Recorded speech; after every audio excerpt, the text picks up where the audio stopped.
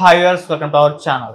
టీడీపీలో దాదాపు 20 మంది ఎమ్మెల్యేల పైన యాక్షన్ తీసుకోబోతున్నారు టీడీపీ వాళ్ళే అని చెప్పేసి ఒక వార్త కొన్ని రోజుల నుంచి కూడా వైరల్ అవుతుంది. అయితే ఇది కూటమిలో చిచ్చు పెట్టేందుకు వైసీపీ చేస్తున్న ప్రయత్నం అని టీడీపీ వాళ్ళు తిప్పికొడుతున్నారు.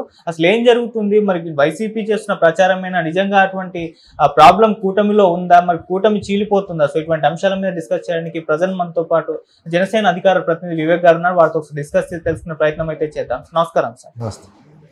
సార్, కూటమిలో చిచ్చు పెట్టేందుకే వైసీపీ తీవ్ర స్థాయిలో శ్రమిస్తుంది అని చెప్పేసి కూడా టీడీపీ వాళ్ళు కానివ్వండి, జనసేన వాళ్ళు అయితే ఆరోపిస్తున్నారు. అంటే గత కొన్ని రోజుల నుంచి కూడా వాళ్ళ ప్రచారాలు చూసుకుంటే 20 మంది టీడీపీ ఎమ్మెల్యేల పైన చంద్రబాబు నాయుడు గారు యాక్షన్ తీసుకోబోతున్నారంటూ ప్రచారం జరిగింది, అదొకటి. అండ్ మేజర్గా నాగబాబు గారు, వర్మ గారి పైన అని చెప్తున్న కామెంట్స్ ఎక్కువగా వీళ్ళే ఫోకస్ చేస్తారు, పబ్లిక్లో వదిలేశారు. సో కూటమిలో ఏమన్నా ప్రాబ్లమ్స్ ఉన్నాయా, లేకుంటే వైసీపీ చేస్తున్న ప్రచారమా? మీరేం చెప్తారు సార్ దీనికి సంబంధించి?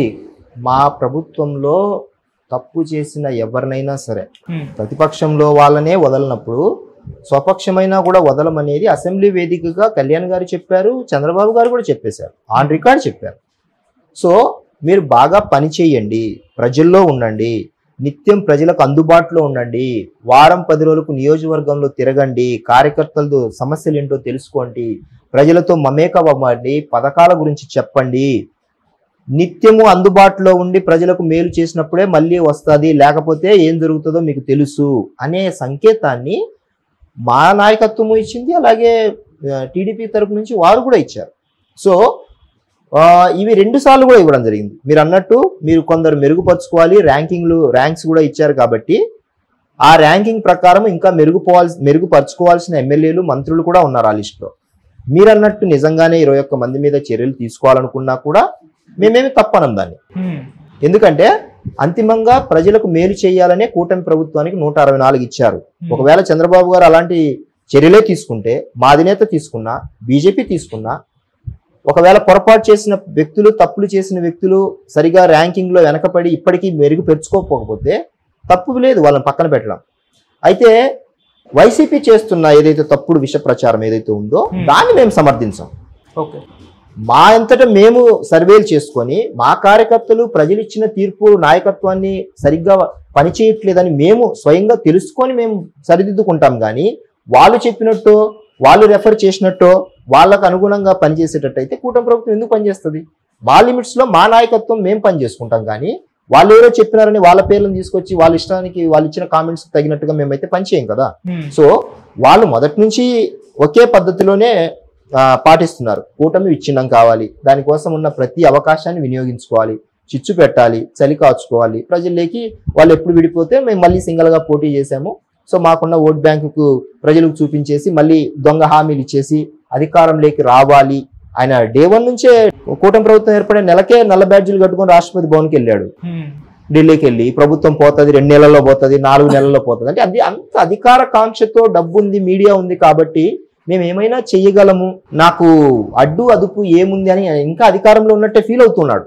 సో ఆ కుర్చీ మీద ఆయనకున్న అంత ఆకాంక్ష లేకపోతే ఆ పిచ్చ, కుర్చీ మీద ఉన్న ఆయనకున్న ఆ పిచ్చ ఇంకా పోవట్లేదు, ఇంకా భ్రమల్లోనే ఉన్నాడు. ముఖ్యమంత్రి అని పోయి ముఖ్యమంత్రిగా 5 ఏళ్ళు ఇచ్చాం కదా, మరి ఇల్లు దాటి రాలేదు కదా, ప్యాలెస్ని దాటి రాలేదు.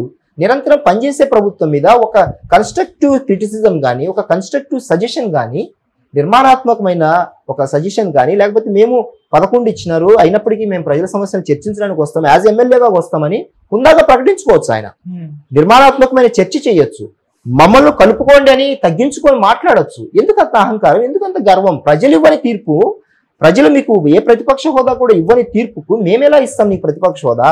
అది బేసిక్ క్వశ్చన్ అది. సో కమింగ్ టు నాగబాబు గారి సబ్జెక్ట్కి వస్తే, నాగబాబు గారు వర్మ గారిని కానీ లేకపోతే టీడీపీలో ఉన్న వారిని ఎవరిని ఉద్దేశించి అనలేదు. ఆయన ఆ విజయాన్ని కేవలం పిఠాపురం ప్రజలకు అంకితం చేశారు. ఈవెన్ వర్మ గారు గెలిచినా కూడా పిఠాపురం ప్రజలకి, టీడీపీ కార్యకర్తలకి లేకపోతే కూటమి కార్యకర్తలకి విజయం అంకితం అంటారు. కానీ నా వల్లని కాళ్ళు ఎగిరేరు ఆయన కూడా, వర్మ గారు కూడా కాళ్ళు ఎగిరేయరు. మరి మేము ఎలా ఎగిరేస్తాము మా విజయం అని? కళ్యాణ్ గారు అక్కడ పోటీ చేస్తున్నారని పిఠాపురం ప్రజలు యునానిమస్ గా డిసైడ్ అయిపోయారు.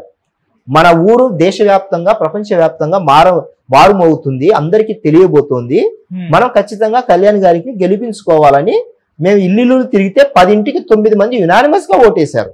మీరు రావద్దండి ప్రచారానికి అన్నారు. మేము తిరిగితే రాష్ట్రంలో ఉన్న ప్రతి జనసేన కార్యకర్త పిఠాపురంకు 1-2 రోజులు, వారం రోజులు పనిచేసిన వాళ్ళు ఉన్నారు, నెల రోజులు పనిచేసిన వాళ్ళు ఉన్నారు.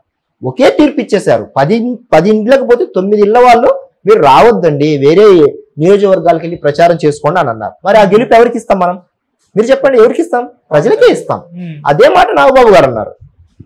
ఈ విజయము కార్యకర్తల విజయము అండ్ పిఠాపురం ప్రజలకు ఇచ్చిన విజయం. నేను గెలిపించాను లేకపోతే నా వల్లనే జరిగిందని ఎవరు అనుకున్నా కూడా, అది ఈవెన్ జనసేన నాయకులు అనుకున్నా కూడా తప్పేనే అర్థం అందులో ఉంది. కానీ వీళ్ళు ఏంటంటే ఇందాక చెప్పినట్టు వైసీపీ వాళ్ళు ఏదో చిచ్చు పెట్టాలి కాబట్టి వాళ్ళ హ్యాండిల్స్ నుంచి రకరకాల తప్పుడు వ్యాఖ్యలు చేసి కొందరు టీడీపీకి సంబంధించిన వ్యక్తులు కూడా దాన్ని అపోహపడ్డారు. సో వాళ్ళకు కూడా మేము మొదటి నుంచి చెప్తున్నది ఒకటే, అధినాయకులు ఇద్దరు చాలా క్లియర్ గా ఉన్నారు. మమ్మల్ని మీరు అనడము, మీరు మమ్మల్ని అనడం కాదు. వైసీపీ కాసుకొని ఉంది ఎప్పుడెప్పుడు చిచ్చు పెట్టాలా అని. మనం గవర్నమెంట్ లో ఉండి ప్రజలకు మేలు చేయాలని 164 ఇచ్చారు. మనం దాన్ని నిలబెట్టుకునేలా ఉండాలి కానీ వాళ్ళ ట్రాప్ లో పడద్దని టీడీపీ నాయకత్వానికి కానీ టీడీపీ నాయకులకు కానీ చెప్తూనే ఉన్నాం. అయితే కొందరు ఫేక్ అకౌంట్ల ద్వారా కూడా వైసీపీ వాళ్ళు టీడీపీ కార్యకర్తల ముసుగులో ఫేక్ అకౌంట్స్, వాళ్ళకి ఫేక్ అనేది వాళ్ళకి చాలా ఇష్టమైన పదం కాబట్టి, దొంగతనాలు ఇవన్నీ అలవాటు ఇష్టమైన పదం కాబట్టి, సో వాళ్ళు ఫేక్ అకౌంట్స్ తో వచ్చి మా మీద విరుచుకుపడము, మమ్మల్ని బద్నాం చేయాలని, ఇద్దరికి చిచ్చు పెట్టాలని ఒక రకరకాల చెడ్డ నీచమైన హేయమైన బూతులతో వ్యాఖ్యలు చేసి రెచ్చగొట్టే ప్రయత్నం చేస్తున్నారు. కానీ కార్యకర్తలకు ఒక అవగాహన ఉంది. ఇద్దరు అధినేతలు చాలా క్లోజ్ గా ఉన్నారు, ఎలాంటి పొరపచ్చాలు లేకుండా ఉన్నారు. కాబట్టి ఇద్దరు నాయకులు చాలా క్లియర్ మైండ్ తో 2029కి కలిసి పనిచేసి మళ్ళీ కూటమిని గెలిపించాలి అనే ఆలోచనలతో ముందుకెళ్తున్నారు. కాబట్టి మేమైతే కానీ ఒక క్లియర్ మైండ్ తోనే పనిచేస్తున్నాం. ఇలాంటివన్నీ తుఫాన్లు, అదే టీ కప్పులో తుఫాన్ లాగా మేము భావిస్తూ ఉంటాము. ఇవి మా మధ్య అంత పొరపచ్చాలు వచ్చి గ్యాప్ వచ్చేంతటి ఘటన కాదు, ఆ సంఘటన అసలే కాదు. ఓకే. సో నాగబాబు గారు వేరే ఉద్దేశంతో కామెంట్స్ చేసిన బయట చర్చ ఏ రకంగా జరిగిందో మనకు తెలిసిందే. ఇప్పుడు ఈ జరిగిన చర్చను చూసి పవన్ కళ్యాణ్ గారు నాగబాబు గారి పైన ఆ విధంగా మాట్లాడినందుకు ఫైర్ అయ్యారని చెప్పేసి కూడా వార్తలు వినిపించాయి. నిజంగా నాగబాబు గారి పైన పవన్ కళ్యాణ్ గారు సీరియస్ అయ్యారా? లేదు, అలాంటిది ఏమి ఉండదు. ఎందుకంటే ఆయన ఇందాక చెప్పినట్టు ఓపెన్ మైండ్ తో అన్నారు. ఆయన మనసులో ఏది దాచుకునే మనిషి కాదు. సో ఉన్నది ఉన్నట్టుగా ఆయన ఈ విజయం ప్రజలకు అంకితం అనే ఒక స్పష్టమైన మాటను ప్రజలకు అంకితం చేసినప్పుడు ఏ నాయకుడు అందులో తప్పన్నారు. ఇంకా కళ్యాణ్ గారు అంటారా, ఆయన మాట్లాడిన వ్యాఖ్యలు అంతగా 4 గోడల మధ్య అలా అన్నారు ఇలా అన్నారని మాట్లాడుకోవడం అనేది వైసీపీ చేసే ఆలోచన తప్ప, ఇద్దరు మనుషుల మధ్య జరిగిన డిస్కషన్స్ రాజకీయపరమైన వచ్చాయా, లేకపోతే అభివృద్ధి గురించి వచ్చాయా, సంక్షేమం గురించి వచ్చాయా, దేని గురించి మాట్లాడుకున్నారు అనేది కూడా మనకు తెలియనప్పుడు ఆ 4 గోడల మధ్య ఏం జరిగిందో వారిద్దరి మధ్య అనేది వీళ్ళు ఎలాగా ఏమైనా దాక్కొని ఉన్నారా, టేబుల్ కింద బాత్రూమ్ లో దాక్కొని ఉన్నారా? వీళ్ళు ప్రతిదీ లేనిపోని మాటలన్నీ చెప్పి ఒక అపోహ సృష్టించడానికి మొదటి నుంచి ఉన్నారు. కాబట్టి వాళ్ళ ఆలోచన వాళ్ళ సునకానందం పొందని ఏమవుతుంది? మేము కరెక్ట్గా పనిచేసుకుంటూ వెళ్తున్నాము. మా అధినేత మాకు క్లారిటీ ఉంది. త్వరలో మంత్రిగా కూడా నాగబాబు గారు కాబోతున్నారు.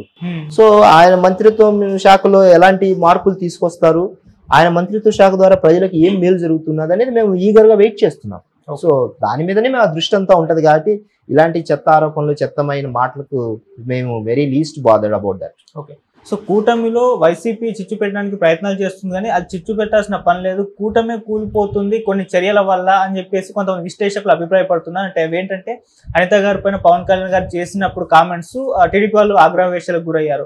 ఆ తర్వాత లోకేష్ గారిని డిప్యూటీ సీఎం చేయాలన్న ఆలోచన టీడీపీలో వచ్చినప్పుడు జనసేన వాళ్ళు ఆగ్రహవేశాలకు గురయ్యారు. ఆ తర్వాత నాగబాబు గారి కామెంట్స్ వల్ల కూడా టీడీపీ వాళ్ళు ఫైర్ అయిన వార్తలు వినిపించాయి. ఇటువంటివన్నీ కూడా కూటమిని ఇబ్బంది పెట్టే విధంగా జరుగుతుంది. సో ఏదో రోజున అది ముగింపు పడే అవకాశం ఉందని కూడా చెప్తున్నారు. అంటే ఈ ఘటనలన్నింటినీ ఏం తెలియజేస్తున్నాయంటే మా బంధాన్ని మరింతగా ఇంకా ఫెవికాల్ బంధంగా, ఫెవిక్విక్ బంధంగా అయ్యేటట్టు అవ్వబోతున్నట్టు సూచిస్తున్నాయి.